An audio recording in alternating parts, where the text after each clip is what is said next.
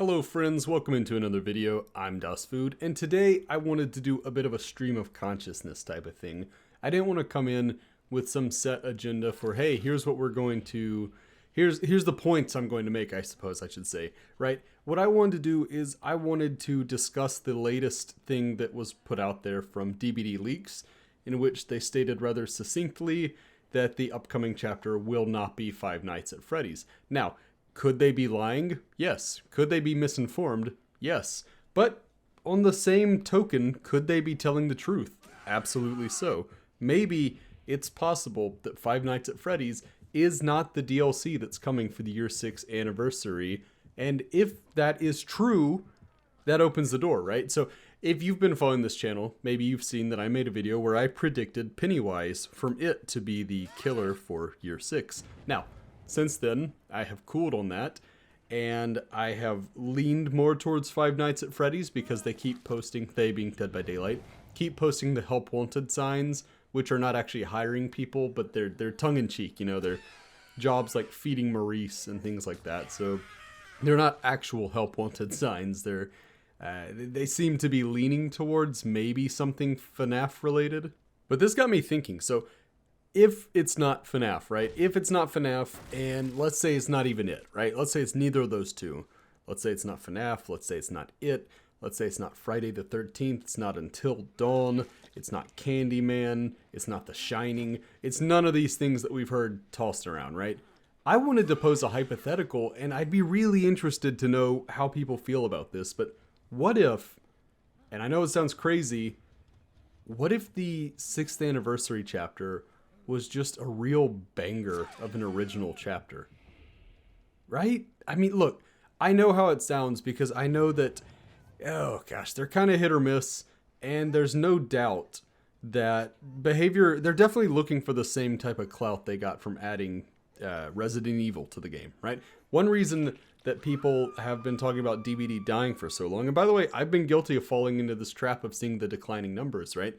But one reason the numbers have been consistently declining is because Resident Evil was such a big get for them that it shot the player base way up higher than it had ever gone before, and now it has been on this consistent course of coming back down to about the numbers it was doing before. So all the talks about DBD dying, there's going to have to be something a lot bigger for me to ever comment on something like that again, because, gosh, realistically, I just really don't think that Dead by Daylight's in a bad place right now in terms of player count, which is a whole tangent for another time. But my point being, Resident Evil for the 5th year anniversary, that was massive. That was a huge deal, as was Silent Hill, as was Scream, even though technically year 3 was not Scream, it was just Ghostface, you know, but I mean, come on, it's Scream. So yeah, we're dealing with an interesting scenario where 3 straight years they've gone out and not only have they gotten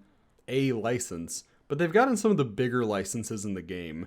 These have all been absolutely massive deals, and what I'm wondering about is, can they afford to not do a license? Can they afford to do something original? Because if you look at the original chapters, they're hit or miss, right? Even killers that will go on to become massively popular over time tend to start out a little slow if they're original content. So I just wonder, can Dead by Daylight actually afford to do a non-licensed anniversary chapter? And this takes me back to where I made, in a past video, I made the comparison between the anniversary event to WrestleMania, which at the time of recording is going to be in like 3 days or something, 2 days I think. And what I find myself realizing is that there's the potential, though these are not apples to apples, it's apples to oranges, and I realize that, but there's the potential for Dead by Daylight to fall into the same trap that the WWE has fallen into. So look, you don't have to be really close to wrestling and super into wrestling to understand this. I'm going to explain it in a really, really casual way, really simple way, I guess. So WWE has this infamous reputation for, 90% of the year, they have their permanent guys, the guys that are working in and out to put on good shows. And then it comes time for WrestleMania, and rather than put some of those guys and some of those girls on the show, what they do is they bring in, this year Jake Paul's going to be there. Johnny Knoxville from Jackass is going to be there. You have part-timers who always come out. Stone Cold Steve Austin's going to be involved in some kind of segment, maybe a match, but probably not. You get the guys from the past, you get celebrities from the outside, and they bring them in and they say, "Ooh, this will bring in new eyes." But it's a limited way to build it, right? Now, I realize, again, it's not apples to oranges, because the difference being after WrestleMania, Logan Paul's gone, but after the 5th year anniversary, Nemesis was still here to stay. I realize there is that difference. However, it does make me wonder if, wrestling fans are always calling on it. They always say, we would love to actually see the people that have been built up as like permanent stars get that spot at WrestleMania. We would love to see fresh blood. And I can't help but wonder, would that work for DBD, or is this just a situation where the fan base has become so license dependent that maybe we're kind of seeing a turning of the tides? Are we seeing a situation where we're past the point of being able to release big time original chapters? Because there was a time where there was a lot of excitement. I remember when I first got into the game, there was all this speculation, who will be the next killer? And we got our first teaser, and people started saying, "Oh, it's the Ringmaster. It's the Ringmaster. He's going to be some kind of circus killer." And sure enough, it turned out to be the Clown. And he was actually a pretty big hit at the time of release. And I know that you might say, "Oh, those are rose-colored glasses," or "Oh, you weren't into the community enough." And I'm not denying that certainly as time's going on, I've become more knowledgeable about the game.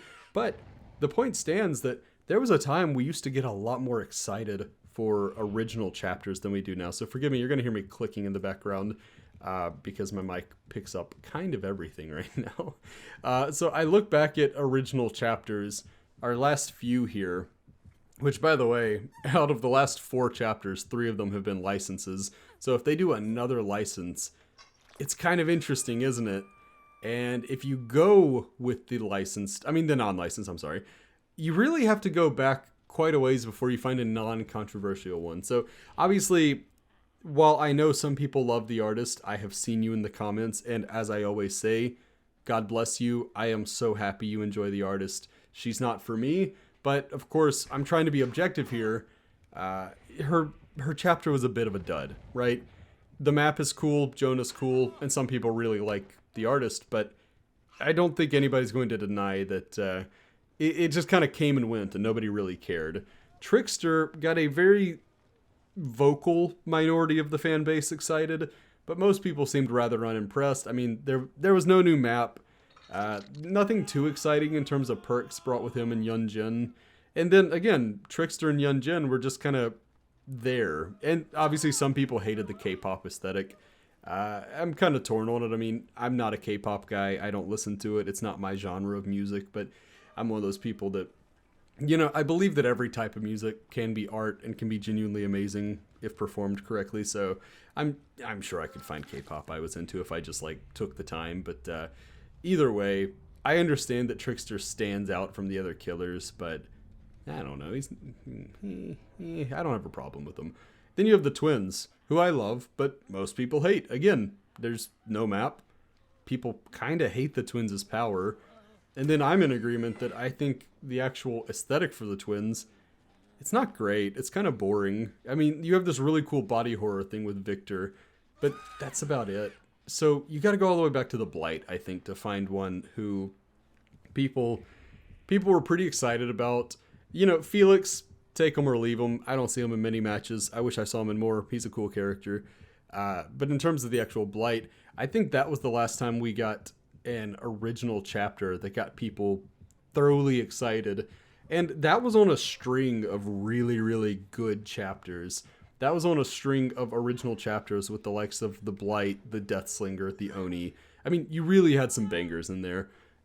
Plague, I think there has been some revisionist history. She was a little unpopular for a while before she got buffed.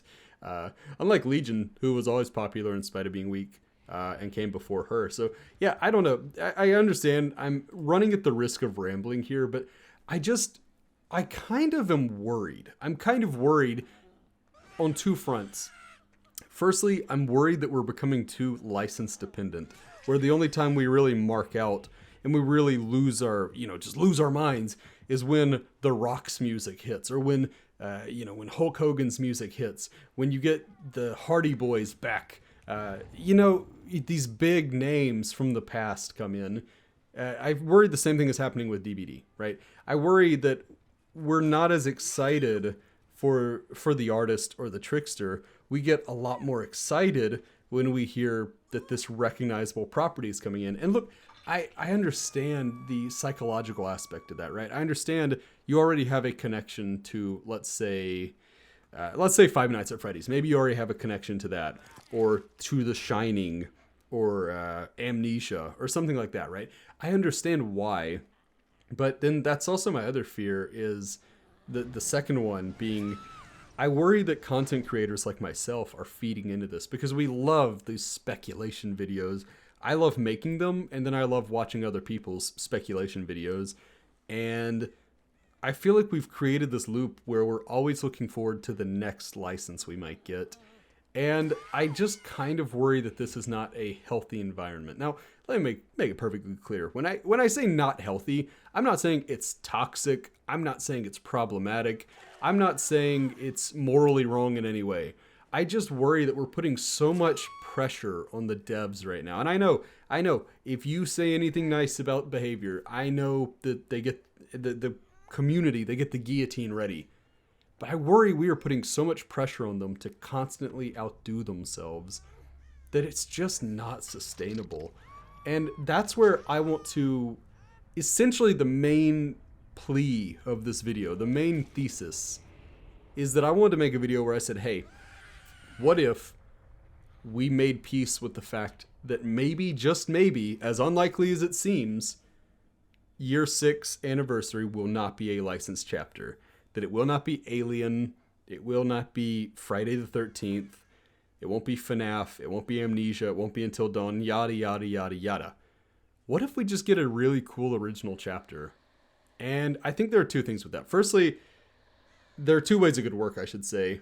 But both of them are contingent upon the fact that whoever it would be absolutely incredible, right? We would need somebody with a fun power, presumably somebody who's fun to play as and against. I would think there would be the necessity for a map. We could always use new fun maps. And then, ideally some cool perks thrown in there too.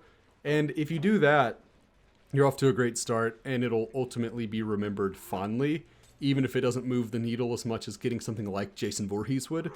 But on top of that, I think they could kind of do a workaround where they don't get a license, but they still do something big. So, for example, I know I'm not the only one. And if you're new to my channel, if you haven't watched my streams, you may not know this about me. Since I started playing the game, I've had one request. I want a pirate killer. I think a pirate would be the coolest thing. And we have yet to get a pirate. So I would personally be extremely excited if we got the like the Black Sails chapter or something like that. I don't know. Is that already a license? Is that a property? I don't know. But you get what I'm saying. Some kind of Tides of Destruction, or I'm doing a terrible job naming this chapter, but something piratey, right? The Arg chapter, fresh with like a parrot as the survivor. You could do all kinds of fun things with a pirate, or maybe an astronaut, or something like that. You have all these really cool ideas for an original chapter that I think would actually go over really well. Or you could always do the idea that I've had for a while, that I realize not everyone's a big fan of, but it doesn't deter me.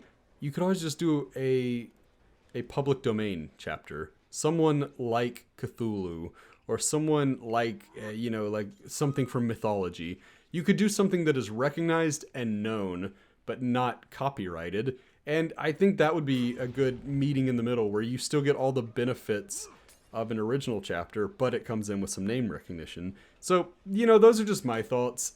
This had been something that, ever since I saw the thing where I've seen this escalation between FNAF fans and FNAF haters, essentially. And I don't like to use the word haters because, you know, I'm amongst the group that I wouldn't be that excited for FNAF. I never played the games. They're not my thing, you know, whatever.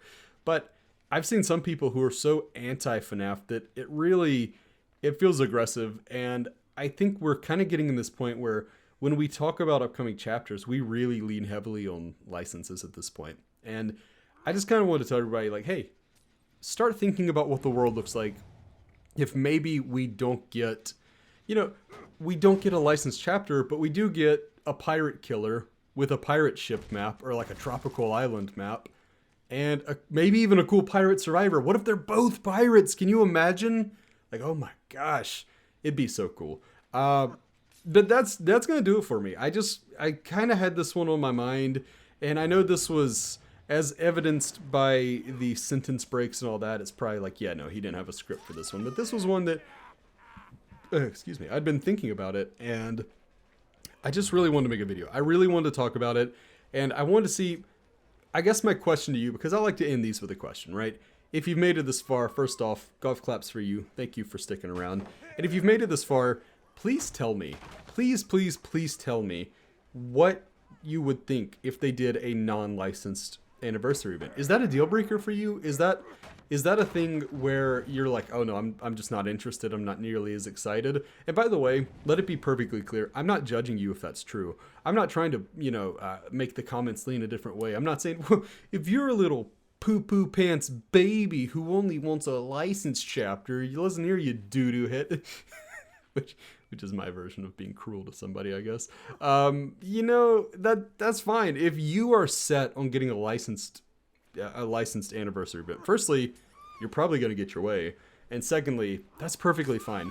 I just want to know, would you guys be okay with getting a non-licensed chapter for the anniversary event specifically? And also, I guess, if it wasn't licensed, what would you like to see? For me, it's a pirate. What would you like to see? But that's going to do it for me. Thank you so much for sticking around. I hope you are having a wonderful Friday or whatever day you are listening to this video on. I don't really know. I don't really know. Like, I think maybe if there is some crossover with my fan base, I talk about wrestling a lot. So if there's crossover, enjoy WrestleMania weekend. If it's already happened, gee, wasn't that great? Or hey, wasn't that terrible? Make sure you catch me on Twitch. I do stream. We'll be streaming tonight. It's a Friday. We stream on Monday, Wednesday, Fridays. But until next time, I've been DustFood. Bye, friends.